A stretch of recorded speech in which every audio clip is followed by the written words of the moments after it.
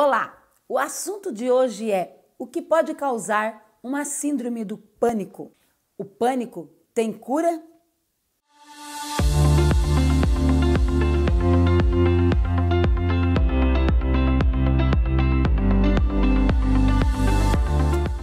Muitas pessoas acreditam e até comentam nos atendimentos como começou essa crise e essa síndrome do pânico. Começou do nada. Elas, na verdade, não sabem que isso não é verdade. Tem uma causa, simplesmente algo trouxe à tona aquilo que estava registrado. E esse registro pode ser desde o útero da sua mãe. E esses registros são informações armazenadas no nosso inconsciente. Situações essas que acabam somando na nossa história de vida e acabam levando o nosso emocional ao limite. Quando atendemos uma pessoa que está passando por essa situação do pânico, ela está com a síndrome do pânico, ela teve uma crise e ela é trazida até nós para um tratamento, nós entendemos que tudo isso começou no nível de ansiedade. Uma ansiedade, quando você é criança, aquela ansiedade, eu quero falar um pouquinho sobre isso. Quando você é criança, existe aquela ansiedade natural, normal, que, por exemplo, o pai fala para você que você vai fazer uma viagem, que ele comprou um presente, que algo que ainda vai acontecer, então aquela criança às vezes não dorme à noite, ela não vê a hora de acordar, ela quer já abrir o pacote que o pai trouxe, ela não quer esperar, isso é uma ansiedade normal. Mas quando essa ansiedade ela acaba se tornando algo excessivo e prejudicando, os nossos relacionamentos, o nosso comportamento, isso é algo que vai nos prejudicar. Então nós vamos entrar para um outro nível de ansiedade. E qual a diferença entre a ansiedade e o pânico? Na verdade está na intensidade e na durabilidade. Por quê? Porque uma crise de ansiedade, ela não tratada, ela vai alterando e ela vai entrar então para essa abordagem do pânico. Qual é a diferença entre uma crise do pânico e a ansiedade? A diferença está na intensidade e na durabilidade. Quando somos crianças, é normal você ter uma ansiedade, por exemplo, se lhe faz uma promessa. Geralmente, a nossa ansiedade quando criança é quando nos fazem uma promessa. Quando o pai diz que vai fazer uma viagem e você, fica entusiasmado, né? Aquela criança fica entusiasmada pelaquela viagem e às vezes nem dorme direito, ou uma festa de aniversário, ou um presente que vai ganhar e você já quer abrir o presente antes da hora. Lembra do Natal, quando se colocavam ali algumas famílias, aquele pacote de presente na árvore e só dizia que vai abrir no momento em que a família estivesse toda reunida. E a criança então fica curiosa, eu quero saber o que eu vou ganhar. Então isso é normal. Mas quando essa ansiedade ela acaba atrapalhando a nossa saúde, ela acaba atrapalhando até mesmo o nosso sono e o nosso comportamento diário, isso é algo que nos prejudica.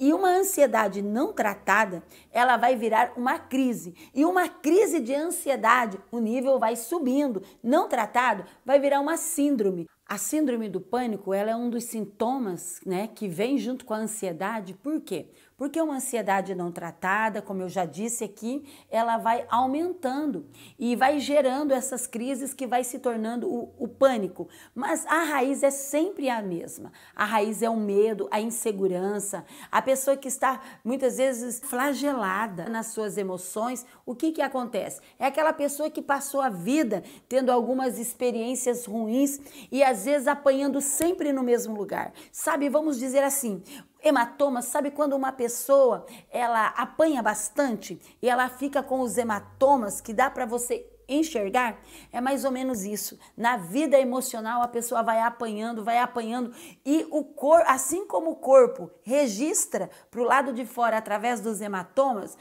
o nosso emocional registra do lado de dentro e aquilo está registrado, ficou marcado e em algum momento a pessoa está no seu limite, a somatização, então isso vai vir à tona no comportamento, nessa situação de pânico é uma delas.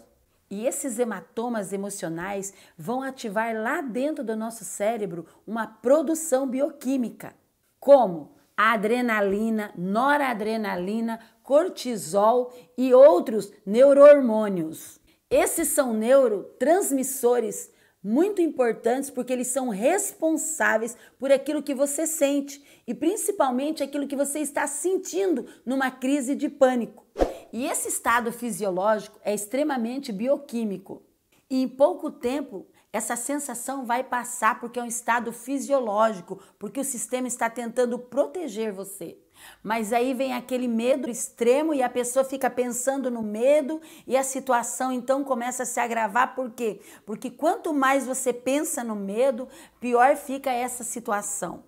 Eu quero dar alguns exemplos aqui. Eu atendi uma jovem, né, que chegou até a mim com uma crise muito grande de pânico, né? E uma jovem que é de 16 para 17 anos e ela estava na fase do colégio e ela teve que interromper. Veja como isso é sério, gente. Uma crise de pânico, a pessoa que está passando por isso, ela muitas vezes tem que interromper sua vida, seus sonhos, seus projetos, por causa daquilo que ela está passando. Então isso não é uma bobagem, é uma coisa séria. E essa menina, ela teve que parar os estudos, ela não queria mais ir para a escola, ela não conseguia ficar sozinha. Isso mexeu com toda a estrutura da vida dela, da família dela. Então, o que aconteceu? Ela viu uma amiga desmaiando na escola e quando aquilo foi o ápice para ela, né? Quando ela se viu daquela forma, ela acabou então entrando numa crise e os pais então trouxeram ela até a mim para que ela pudesse iniciar o tratamento.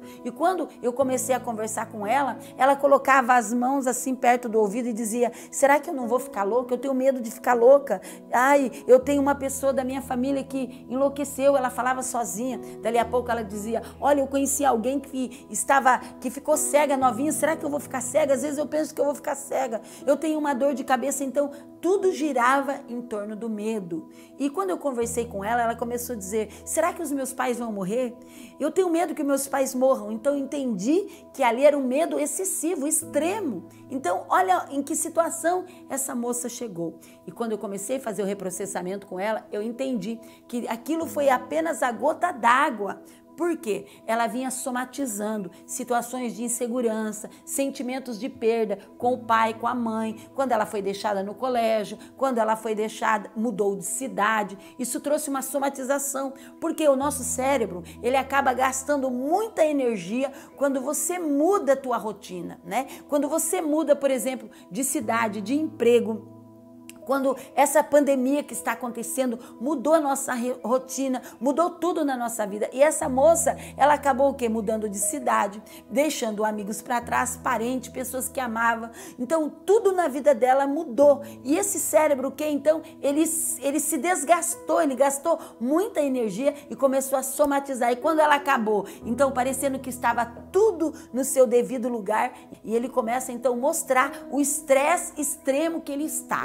Outro exemplo é outra cliente que eu atendi e ela começou a dizer que quando ela tem essa crise do pânico, então ela começa a ter pensamentos negativos e ela agarra o telefone e ela começa a se queixar para alguém dizendo que o filho não gosta dela, a nora não gosta, será que ela vai conseguir ver a netinha crescer? Então começam os pensamentos negativos. Então pessoas, né, como outra jovem que começou a ter crises no tomar banho, ela começou a atrofiar dentro do banheiro, no box, ali ela começou então a pedir ajuda pelo telefone porque estava tendo crises. E como ela chegou até aí? Porque ela não tratou a ansiedade. Quando isso começou, ela começou com pequenas crises de ansiedade, ela começou com o coração a acelerar, ela começou, né, ter aquela respiração diferente e não tratou. Mas de repente a preocupação, situações que foram surgindo de preocupação, que foi aumentando, responsabilidade, cobrança, isso tudo vai fazer com que a pessoa acaba então tendo esse excesso, esse desgaste, e o alerta vai ligar, gente, e a conta vai chegar. Que conta é essa? É aquela coisa que você está ali muitas vezes tentando e não para se tratar, não para buscar ajuda, e aí você vai chegar naquele nível extremo, não consegue mais sair de casa, não consegue ter equilíbrio, qualquer coisa liga esse sistema e começa a acontecer uma crise atrás da outra. Então tá na hora da gente parar e buscar ajuda. O que eu faço? Primeira coisa, e o remédio? Tomar remédio adianta? O remédio é para acalmar. talvez quem está num nível muito alto, mas ele não vai fazer com que você encontre a cura. Muito pelo contrário, o remédio acaba calando algumas coisas e depois a situação acaba se tornando pior, porque isso não é algo que você pode tratar com remédio. Você precisa buscar a raiz, porque na verdade é uma somatização, é o medo, né? É a insegurança, é o desamparo, é a preocupação chegando e você precisa, né? As pessoas precisam. Não estou dizendo que você tem a síndrome do pânico, eu não estou dizendo que você está vivendo isso, mas se você encaixou em alguns sintomas desse, se você conhece alguém que talvez está passando por isso, não pense que isso é brincadeira, não acabe ignorando a dor dessa pessoa não, porque realmente para ela chegar nessa situação é porque ela está no seu extremo, chegou no seu limite e precisa buscar ajuda. A ajuda é muito importante. Como a TRG pode ajudar? É através do reprocessamento, como eu fiz com essa moça. Ao reprocessar ela, eu descobri que a raiz estava no medo, da insegurança quando ela estava indo para o colégio, quando ela mudou de cidade, quando essas coisas foram acontecendo. Por exemplo, ela perdeu um amigo, um parente que morreu. Tudo isso foi consolidando o medo que ela tinha de perder os pais. E ao ver a amiga desmaiar, ela pensou que a amiga tinha morrido. Então isso desencadeou todo aquele medo e ela teve que então reprocessar. E hoje ela está bem. É algo que é fantástico, né? A mãe dela trabalha comigo e a mãe dela diz, nossa, parece que ela nunca teve uma crise de pânico. Que forte isso, que legal isso. E você pode então estar buscando essa ajuda também através da TRG, do reprocessamento, daquilo que você precisa.